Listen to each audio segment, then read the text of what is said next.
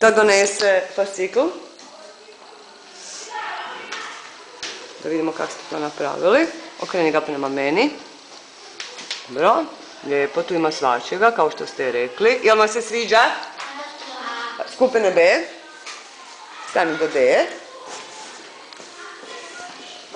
Da vidimo vaš. O, tu isto ima svačega. Dobro. I skupinu C, molim Bođu.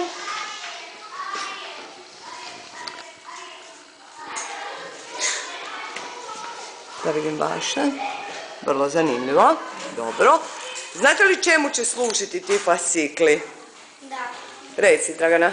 Zato da u ovo stavljamo dokumente o našem projektu, za literarne i sve druge stvari. I likovne, znači, radove i sve zanimljivosti i tako dalje. Bravo, djeco. Znači, to će nam sad vidjeti jako važni fascikli. Bye!